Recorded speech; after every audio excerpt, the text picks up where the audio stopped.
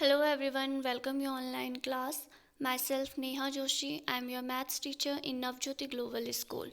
Hope you all are fit and fine at home. तो बच्चों आज मैं आपको क्लास 7th की मैथ्स का चैप्टर नंबर 12 पढ़ाने जा रही हूँ, जिस चैप्टर का नाम है हमारा एलजेब्रिक एक्सप्रेशंस। तो इसमें हम एलजेब्रिक मतलब बीजगणितीय हम व्यंजक के बारे में पढ़ेंगे। एक्सप्रेशन मतलब व्यंजक। इससे पहले हम क्लास 6 में भी अलजेब्रा के बारे में पढ़ चुके हैं। ठीक है, हमने ये पढ़ा था कि मैथ्स में 3 ब्रांच होती हैं, अर्थमेटिक, अलजेब्रा और ज्योमेट्री। तो अलजेब्रा के अंदर क्या आते हैं, हमारे वेरिएबल्स आते हैं। वेरिएबल्स मतलब होता है आपका अल्फ़ाबेट ए टू जेड। तो ए टू जेड जो अल्फ़ाबेट होते हैं इनको हम मैथ्स में वेरिएबल्स कहते हैं। तो इस यहाँ पे अब हम वहाँ हमने क्लास 6 में कुछ एक्सप्रेशन बनाने सीखे थे। जैसे हम कहते थे कि कोई नंबर है x, उसमें 5 और है तो x+5, तो इस तरह x-5 10y। तो इस तरह हमने वहाँ पे एक्सप्रेशंस बनाने थोड़े बहुत सीखे थे। ठीक है, तो इस चैप्टर में हम इससे और चीज़ें और सीखेंगे।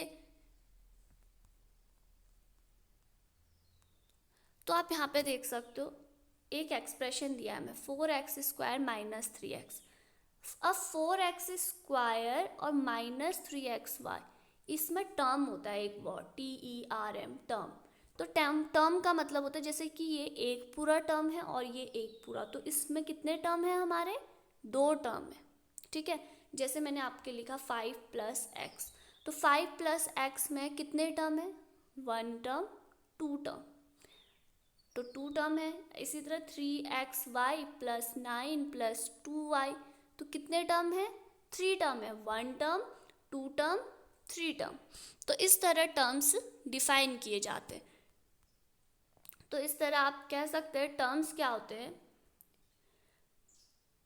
We need to understand terms such part of an expression which are formed separately first and then added are known as terms।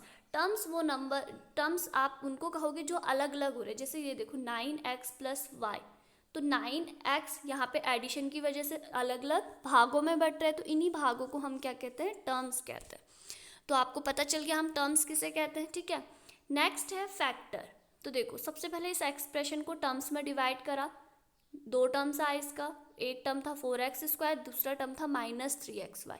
अब इसके फैक्टर, अब जो ये 4x² है इसमें आप फैक्टर करने, इन सबको अलग अलग लिखना है। तो 4 एक फैक्टर, दूसरा x 2 टाइम्स है, तो कितने फैक्टर हो गए, 3 फैक्टर। जैसे कोई नंबर है 3x² + 2y, इसमें आपने टर्म क्या बोला, 1 टर्म 2 टर्म, तो इसको टर्म में डिवाइड कर लिया। अब टर्म्स के बाद आता है इस टर्म से छोटा फैक्टर। अब इसके क्या क्या फैक्टर हैं, इसके देखो 3 फैक्टर है, 3, एक तो 3 है, एक x है और एक और x है। और इस 2y के कितने फैक्टर है, 2 और y।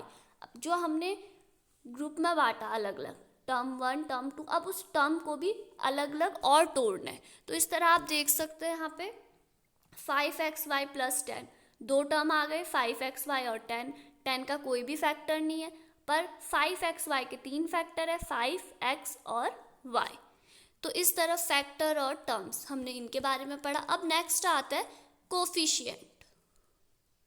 कोफिशिएंट होता है किसी वेरिएबल्स के आगे पे, ठीक है, जो वेरिएबल्स के आगे पे नंबर होता है हम उसे कोफिशिएंट कहते हैं।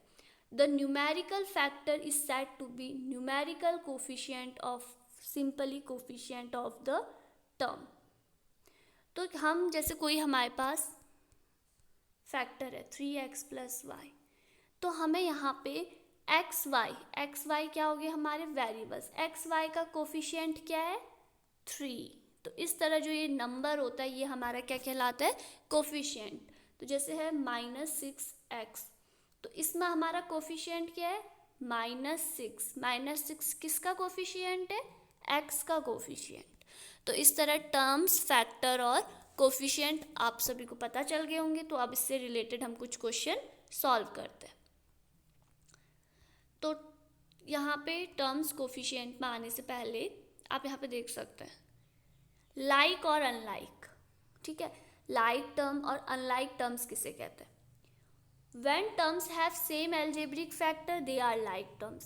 अगर जो हमारे टर्म्स हैं उनके सेम एल्जेब्रिक फैक्टर है तो वो लाइक टर्म्स हैं. When terms have different algebraic factor then they are unlike. तो फैक्टर के बारे में हमने पढ़ा था, जैसे 3xy 2xy. तो ये xy क्या है, ये xy फैक्टर है. अगर ये xy हमारा इस टर्म का दूसरा xy भी जो हमारा 2xy है दूसरे टर्म, अगर जो ये फैक्टर है दोनों टर्म में सेम है तो ये हमारे लाइक टर्म्स कहेंगे. जैसे मेरा एक नंबर है 2 - 3y. तो देखो यहाँ पे कोई फैक्टर है नहीं है, यहाँ पे y है, तो ये क्या आ गए हमारे अनलाइक टर्म, एक जैसे नहीं है. दूसरा है 5x + 2x. तो देखो x यहाँ भी है, तो ये क्या हो गए लाइक टर्म्स. तो इसी तरह आप अनलाइक और लाइक टर्म्स के बहुत सारे एग्जाम्पल देख सकते हैं. नेक्स्ट आते हैं हमारा monomial, binomial, trinomials and polynomials. An expression with only one term is called monomial. एक एक्सप्रेशन जिसमें सिर्फ वन टर्म होगा वो हमारा क्या कहलाया जाएगा, मोनोमियल. जैसे 7xy 4 3y, सिर्फ वन टर्म है. वन टर्म वालों को हम मोनोमियल कहते हैं. और जहाँ पे हमारे टू टर्म्स होंगे जैसे 3x + 5y, ये हमारे क्या कहलाएंगे, बाइनोमियल. नेक्स्ट जहाँ पे हमारा 2 + 3y + 4x कितने टर्म्स हैं, 3 टर्म्स, तो ये क्या कहलाएंगे, ट्राइनोमियल्स. और जहाँ पे हमारे 4 5 6 जितने भी टर्म होंगे वो सब किसके अंदर आएंगे, पॉलिनोमियल्स के अंदर. तो इस तरह आपका मोनोमियल, बाइनोमियल, पॉलिनोमियल और ट्राइनोमियल, इस तरह आप हमारे फैक्टर्स को डिफाइन कर सकते हैं. अब है एक्सरसाइज 12.1. तो इसमें 12.1 में फर्स्ट है आपका get the algebraic expression in the following case using variable, constant and arithmetic operation. अब आपको यहाँ पे एक्सप्रेशन बनानी है. इससे पहले हम क्लास 6 में जब एल्जेब्रा पढ़ा था तब भी हमने बहुत सारी एक्सप्रेशन बनाई थी, ठीक है. तो इसमें पहला है subtraction of z from y. तो इसका मतलब है आपको y से z को घटाना है. सब्ट्रैक्शन ऑफ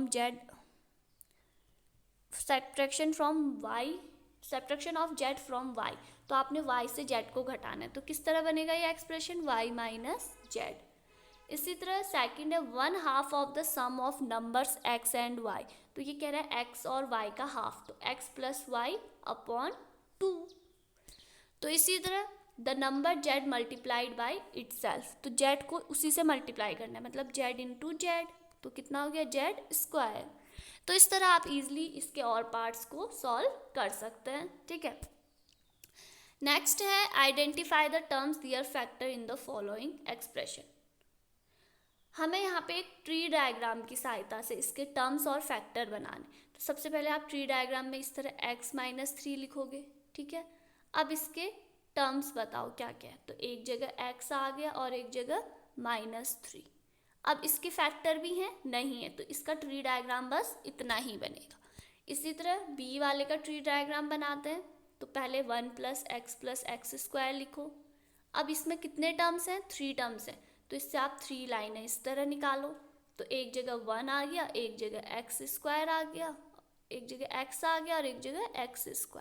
अब इसके फैक्टर भी हो रहे, नहीं हो रहे, तो इसका ट्री डायग्राम इतना ही बनेगा. नहीं, फैक्टर हो रहा है यहाँ पे जो हमारा 1 + x + x² है, आपने इसको 3 में तो करा 1x और x². जो ये x² है इसका फैक्टर है क्या है, x और x.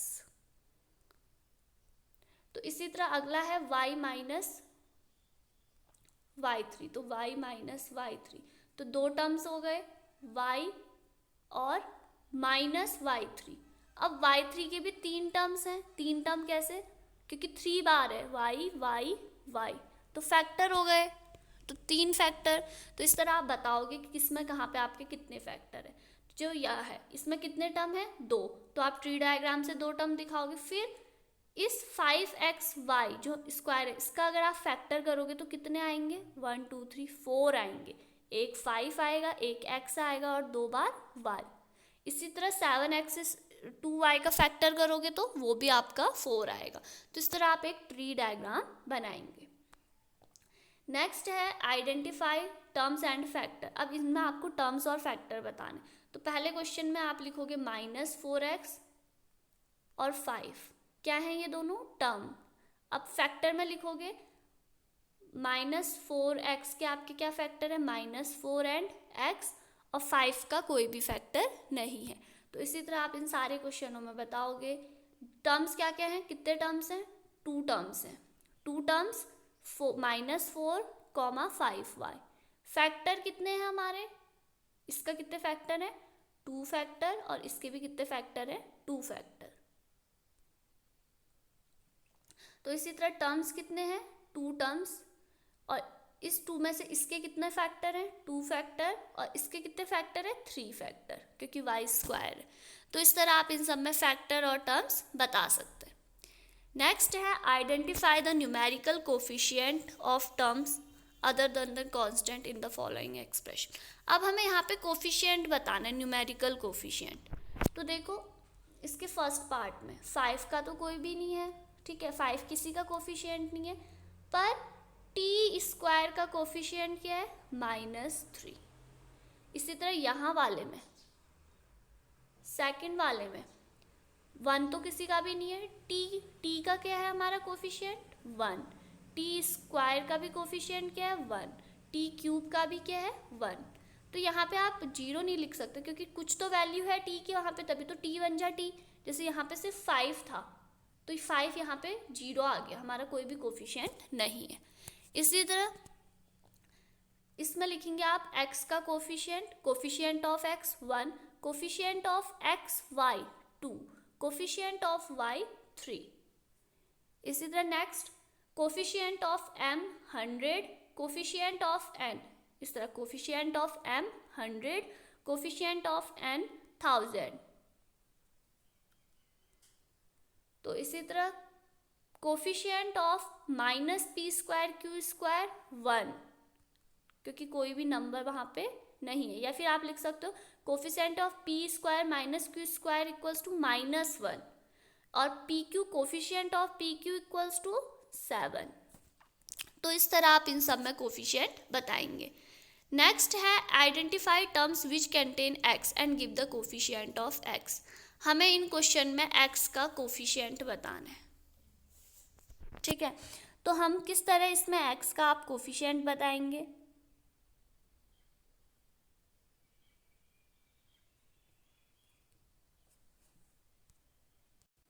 तो देखो इसमें हमें x का कोफिशिएंट बताना है।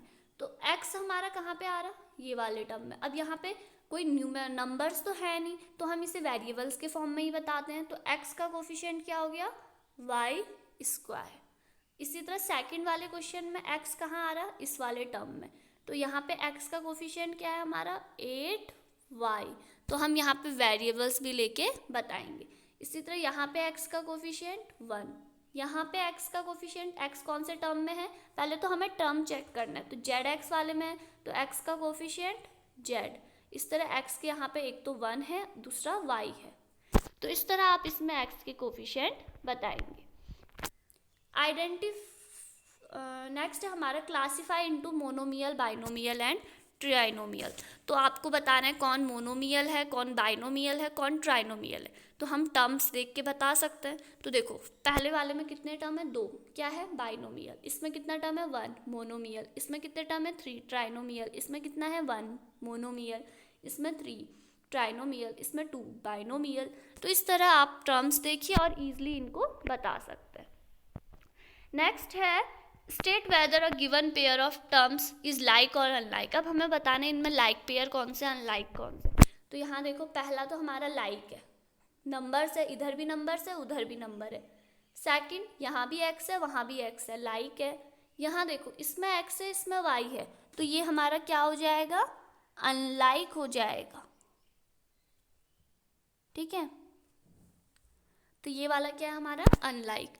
अब यहाँ देखो यहाँ एक्स वाई है फोर्थ में, और यहाँ वाई एक्स है तो सेम, बस इनका ऑर्डर चेंज है। तो ये भी हमारा लाइक।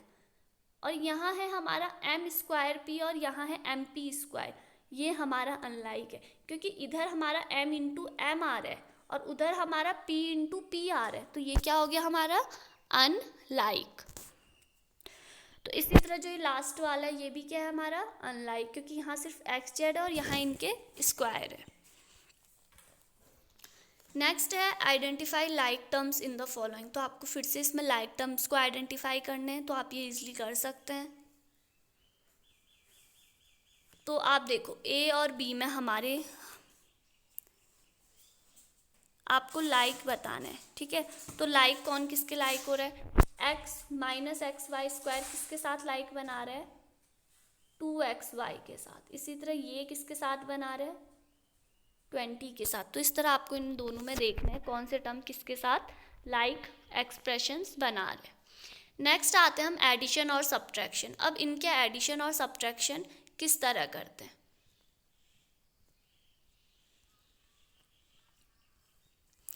तो देखो सबसे पहले हम इसकी एक दो क्वेश्चंस करते हैं एक्सरसाइज 12.2 के, तो हमें आपको ईजिली पता चल जाएगा हम इसमें किस तरह एडिशन और किस तरह सब्ट्रैक्शन करते हैं। तो पहला है हमारा 21b minus 32 7b minus 20b। तो इनमें हमारा जैसे x है, x वाले टर्म को x वाले के साथ ही ऐड किया जाता है या माइनस सब्ट्रैक्ट किया जाता है, और जैसे a वाला टर्म है उसे a वाले टर्म्स के ही साथ करोगे। जैसे अब हमारे यहाँ पे है 21b minus 32 plus 7b minus 20। तो आप 21b वाले को b के साथ ही ऐड करोगे और 32 वाले को इसके 32 का कोई टर्म है यहाँ पे नहीं है, तो 32 वाला 32 है। जैसे 21b है, 7b है, माइनस 20b है, तो इन तीनों को एक साथ लिख लो, 21b plus 7b minus 20b minus 32। अब ये b वाले टर्म अगर आपके जुड़ रहे हैं तो जोड़ो, घट रहे हैं तो घट रहा। तो 21 और 7 ऐड हो रहा है तो कितना आ रहा है 28b, ठीक, और माइनस 20b है तो माइनस 20b तो हमारा कितना आ रहा 8 आ रहा। तो हमारा ये पूरा कितना आ रहा 8b प्लस माइनस 32। तो 8b में से 32 घटाओ तो कितना आएगा, 8b में से 32 हमारा ही रह जाएगा। हम 8b में से 32 नहीं घटा सकते क्योंकि यहाँ पे b है पर 32 के साथ कुछ नहीं है, तो हमारा ये क्या रह जाएगा 8b माइनस 32। इसी तरह आप देखो यहाँ पे जेड स्क्वायर वाला जेड स्क्वायर के साथ होगा, जेड वाला जेड के साथ हो, तो और जेड क्यूब ऐसे ही रहेगा क्योंकि इसका कोई टर्म नहीं है। अब जेड स्क्वायर देखो प्लस माइनस माइनस, तो 13 में से 13 जेड स्क्वायर में से एक जेड स्क्वायर गया तो कितना आया हमारा 12 जेड स्क्वायर। अब 13 बड़ा है इसलिए 12। इसी तरह 5 जेड और minus 5 minus 5 plus minus minus plus, तो कितना आ गया 20, पर बड़ा कौन है 15, तो साइन क्या आएगा माइनस 20 जेड। अब 7 प्लस 7 जेड क्यूब। तो इस तरह जो टर्म सेम है हम उन्हीं टर्म्स को एक साथ ऐड करेंगे और जो नहीं हो रहे उनको आप वैसे ही रखेंगे। तो इसी तरह आप इसके सारे क्वेश्चन सॉल्व करेंगे। नेक्स्ट है हमारा ऐड। तो देखो ऐड करना है हमें 3mn दिया है, ठीक है, माइनस 5mn है, फिर प्लस 8mn। तो आप क्या करो इनको ऐड कर सकते हो इजीली। माइनस 3mn लिखो, 3mn में आप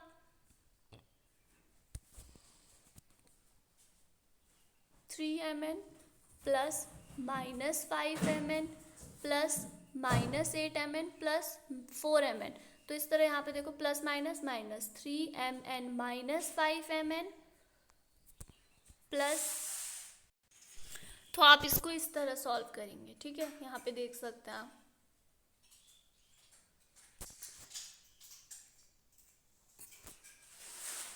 तो इसी तरह इसका सेकंड है, देखो टी वाले को टी के साथ ऐड करो, टी जेड। तो यहाँ पे लिखा किस तरह है, यहाँ पे देखो T minus 8 Z, T minus 8 T Z ये लिखो। इसके बाद क्या है 3t जेड, तो 3t जेड किसके नीचे आएगा 8t जेड के नीचे। अब माइनस जेड वाला कोई टर्म नहीं है तो इसे इस तरह माइनस जेड लिखो। इसके बाद जेड माइनस टी, तो जेड वाला जेड के नीचे और टी वाला माइनस टी, फिर आप इनको ऐड कर सकते हैं। तो या तो आप इसको इस तरह टेबल बना के ऐड कीजिए, या फिर अगर आप डायरेक्ट कर रहे हैं तो इस तरह आप इनको अरेंज कीजिए। टी वाले को टी के साथ, ठीक है, 8z वाला को 3tz के साथ। तो इस तरह आप देखो 8t वाला टी के साथ, tz वाले सेम वेरिएबल एक साथ, फिर आप इनसे कॉमन लेके इनको सब्ट्रैक्ट माइनस करके ईजिली सॉल्व कर सकते हैं। तो इसी तरह आपके ये सारे क्वेश्चन इसी पे डिपेंड, आपको इन्हीं तरह सॉल्व करना है। तो इस तरह आपका आ रहा है नेक्स्ट सब्ट्रैक्ट। अब सब्ट्रैक्ट में क्या हो जाता है हमारा, सब्ट्रैक्ट में साइन चेंज हो जाते हैं। तो सब्ट्रैक्ट के केस में हमारा क्या होता है, जैसे आप सब्ट्रैक्ट कर रहे हो, ठीक है, आप वाई स्क्वायर में से, या फिर आप कोई एग्जांपल ले लो, ठीक है, आप कर रहे हो 3x में से 4x को, -4x को। तो जो ये साइन है ये माइनस है, तो यहाँ पे क्या हो जाता है, प्लस हो जाता है। जो ये माइनस है सब्ट्रैक्ट के केस में, ये माइनस क्या हो जाता है, प्लस हो जाता है। तो जैसे कि ये क्वेश्चन है हमारा, -5 है y square from y square. तो वाई स्क्वायर में से आपने क्या करना है, -5y करना है, ठीक है। तो इन दोनों के बीच भी हमारा क्या है, माइनस है। तो जैसे ये है आपका वाई स्क्वायर माइनस, फिर क्या है, माइनस। तो ये माइनस माइनस क्या हो गया आपका, प्लस। तो वाई स्क्वायर प्लस 5y। इसी तरह देखो 6xy फ्रॉम -12xy, तो आप क्या लिखोगे, -12xy फिर -6xy। तो अब क्या हो रहा है आपका, माइनस माइनस प्लस, तो 12 और 6 18, बड़ा कौन है, माइनस, तो 18xy यहाँ भी, xy यहाँ भी, xy, तो -18xy। तो इसी तरह देखो a b from a plus b, तो ए प्लस बी में से आपने क्या घटाना है, माइनस, ए माइनस बी। थोड़ा हमारा यहाँ पे साइन चेंज हो जाएगा, ए प्लस बी माइनस ए माइनस माइनस प्लस बी, तो ए कैंसिल, बी 2b। तो यहाँ पे आप देख सकते हैं किस तरह साइन चेंज की वजह से हमारे माइनस प्लस इनकी वजह से हमारा क्या हो जा रहा है, आंसर किस तरह माइनस की जगह आपको प्लस करना पड़ रहा है, प्लस की जगह माइनस करना पड़ रहा। तो इस तरह आप इसे सॉल्व करेंगे। अब क्वेश्चन है हमारा, व्हाट शुड बी एडेड, हम इसमें क्या ऐड करें कि हमें ये मिले। तो हम क्या करेंगे, इससे इसको माइनस कर दो। इसी तरह व्हाट शुड बी सब्ट्रैक्ट, तो जैसे हम ये करते हैं कि हम 18 में क्या ऐड करें कि हमें 54 मिले। तो हम क्या करते हैं, उस नंबर उसकी वैल्यू निकालने के लिए 54 में से 18 घटा देंगे। तो सेम यहाँ पे भी करना है, बस आपको अलजेब्रा में हमें इन वेरिएबल्स का ध्यान रखना पड़ता है, ठीक है। अलजेब्रा में हमें मेन ध्यान क्या रखना पड़ता है, वेरिएबल्स का, कि x वाला x के साथ, x स्क्वायर वाला x स्क्वायर के साथ, y वाला y के साथ, xy के साथ। तो इस तरह हमें यहाँ इन सब में यही चीज़ें ध्यान रखनी पड़ती हैं। अब जैसे क्वेश्चन नंबर 6 है, from the sum of 3x - y + 11 and y - subtract इतना। हमको इन दोनों को जोड़ना है और इससे ये घटाना है। तो देखो इस और इसको आपने बीच में एडिशन करा, अब इस ये ब्रैकेट सब खुलेंगे तो प्लस माइनस, याद रखना प्लस प्लस प्लस होता है, प्लस माइनस माइनस होता है, माइनस प्लस माइनस होता है, माइनस माइनस प्लस, और जो बड़ा होता है उसी का साइन आता है। तो देख सकते हो आप किस तरह यहाँ पे ये सॉल्व हुआ, हमारा 2 नंबर को ऐड करके हमारा ये आया, उसे तीसरे नंबर में घटाओगे तो यहाँ पे देखो ये वाली लाइन में किस तरह साइन चेंज हो रहे, माइनस से माइनस प्लस आ गया, यहाँ पे माइनस से माइनस प्लस आ गया। तो इस तरह आपको मेन इसमें साइन का ध्यान रखना है। तो नेक्स्ट हमारी एक्सरसाइज 12.3। अब देखो हमें यहाँ पे वैल्यू दी है m = 2, तो सॉल्व करना है। तो 2 की जगह पे, पहले वाले में 2 की जगह पे m की जगह पे 2 रखो, 0 आ गया। अब m की जगह पे 2 रखो, यहाँ पे * है तो 3 × 2 = 6, 6 में से 5 गया 1। तो इस तरह आपको m की सारी जगह पे यहाँ पे वैल्यू रख के ईजिली सॉल्व कर सकते हैं। इसी तरह आपका अगला क्वेश्चन है p = -2, आपको वैल्यू बतानी है। तो p की जगह पे -2 रखो, 4 × -2 + 7, 4 × 2 = -8 + 7 तो -1। इसी तरह इस क्वेश्चन में भी p की जगह पे -2 रख दो। देखो थर्ड में सब ये ब्रैकेट में हर जगह पे -2 इस तरह इन्हें सॉल्व करके आप आंसर इजली निकाल सकते हैं। अब देखो क्वेश्चन नंबर 3 में find the value of the following expression when x equals to -1। तो अब आपको x क्या रखना है, -1 रखना है, तो इसमें रखो -1, 2 इंटू -1 -7, तो 2 1 जा 2 -2 -7 कितना आ गया, -9। तो इस तरह आपको x की जगह पे देख सकते हो आप 9 आ रहा, ठीक है। तो इसी तरह आप इसमें भी वैल्यू रखो -1, इसमें भी रखो x की और उनको सॉल्व कर दो।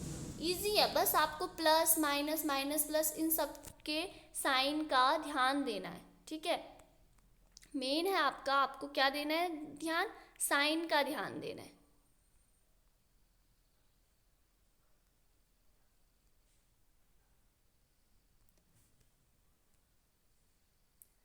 अब देखो what should be the value of a if the value of is equals to 5। तो अब हमें a निकालना है, ठीक है।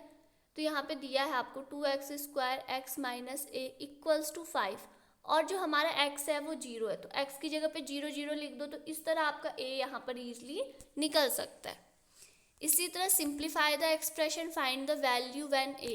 अब हमें ये इक्वेशन सॉल्व करना है, हमें a दिया है 5 और b दिया है -3।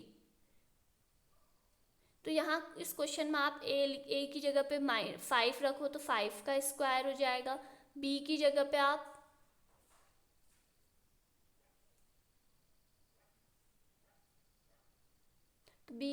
आप क्या रखो 3। तो इस तरह आप इसे इजीली सॉल्व कर सकते हैं।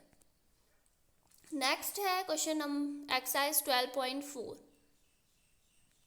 तो 12.4 में आप देख रहे हो आपको इस तरह एक आकृति बना के दी है, हमें ये मैच स्टिक के नंबर्स काउंट करके लिखे हैं, ठीक है। तो पहले वाले में देखो कितना है 1 2 3 4 5 6 मैच स्टिक्स लगी हैं, तो 6 यहाँ पे 11, यहाँ पे 16, यहाँ पे 20, ठीक है। तो इस तरह यहाँ पे देखो हमें यहाँ पे क्या बताना है, इस तरह इनको सॉल्व करना है। It is the given number segments n, तो हमें 5n+1 निकालना है।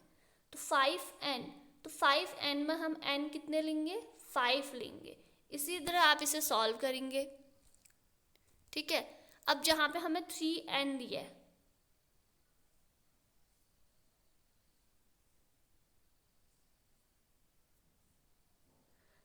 तो 3 दिया है, तो 3 में आप अगर आपको 5 डिजिट के लिए निकालना है तो n की जगह पे 5 रखेंगे। अगर आपको 8 डिजिट के लिए निकालना है तो आप n की जगह पे 10 रखेंगे। इसलिए आप इसी तरह n जितनी डिजिट निकालना है उतनी आप वहाँ n की जगह पे फॉर्मूले में रख सकते हैं। तो इस तरह आप इसको ईजिली सॉल्व कर सकते हैं। तो यहाँ पे आप देख सकते हैं किस तरह हमें एक एक्सप्रेशन दी है, तो इसे आपने सॉल्व करना है। जैसे 100, अब यहाँ वाले में आपको 2n-1 है, तो आप क्या करोगे,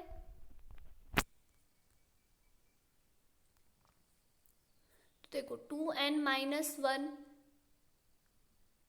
तो 2n कितना है हमारा 10 था, ठीक है। 10 -1 20, 20 -1 19। तो अब हमें 100th के लिए निकालना है, तो 100th के लिए हम ये वाला रो देखो, तो हम क्या लिखेंगे n की जगह पे 100 -1, तो 200 -1 कितना आ गया 199। तो यहाँ पे क्या आ गया 199। तो इस तरह आप देख सकते हो आंसर 199 आ रहा। तो इसी तरह आप 3n+2 के लिए क्या लोगे, 3 इंटू n कितना है यहाँ ऊपर 100 + 2, तो कितना आ गया 302। इसी तरह 4n+1 10th टर्म भी आप इसी तरह निकालोगे, 100 भी इसी तरह निकालोगे, और यहाँ पे आप 5th टर्म भी इस तरह निकाल सकते हो। तो हमें मेन टर्म में ध्यान देना है। जैसे हमारा 2n+1 है, अब n मतलब टर्म कौन सी डिजिट, अगर क्वेश्चन में आपको दिया है 4th डिजिट के लिए निकालो तो n क्या रख दो 4, 5 दिया है तो 5 रख दो, 6 दिया है तो 6 रख दो। तो इस तरह हम इसे सॉल्व करेंगे। तो मेन हमने इससे पहले मोनोमियल्स, ट्राइनोमियल, बाइनोमियल्स के बारे में आप क्लास 6 में भी पढ़ चुके हो। मेन हमने यहाँ पे नई चीज़ सीखी एडिशन और सब्ट्रैक्शन, किस तरह हम अलजेब्रा के एडिशन और सब्ट्रैक्शन करते हैं। तो एडिशन और सब्ट्रैक्शन आप उनके जब हमारे जो फैक्टर होते हैं, जैसे यहाँ भी x² है तो दूसरा वाला भी x² होगा, तभी आप उनको ऐड कर सकते हो। आप कभी भी जैसे हमारा है 5x² माइनस 2y। आप x स्क्वायर में से 2y नहीं घटा सकते, आप इसको सॉल्व नहीं कर सकते, आप इसे ऐसे ही रखोगे 5x² माइनस 2y, ये ऐसे ही रहेगा, आप इससे इसे सब्ट्रैक्ट नहीं कर सकते हैं। तो या तो हमें 5x² माइनस 8x² ये सेम होना चाहिए, या फिर आप कहो तो लाइक टर्म्स होने चाहिए। ठीक है, लाइक टर्म्स तो है तो आप इसे सॉल्व कर सकते हो। कैसे, देखो प्लस माइनस माइनस, तो 8 में से 5 गया कितना आया 3, पर बड़ा कौन है 8, तो क्या आएगा इसके आगे पे माइनस, और x² में से x² उतर गया। तो इस तरह हम क्या करते हैं, एडिशन और सब्ट्रैक्शन में, सब्ट्रैक्शन मेन चीज़ है, साइन का ध्यान देना। ठीक है, अगर आपका माइनस प्लस है तो माइनस आएगा, प्लस माइनस है तो माइनस आएगा। तो ये चीज़ें अलजेब्रा में मेन होती हैं कि आपका सबसे पहला वेरिएबल्स फैक्टर्स किस तरह ऐड करते हैं, टर्म्स किस तरह रखते हैं, और फिर इनका एडिशन किस तरह करते हैं।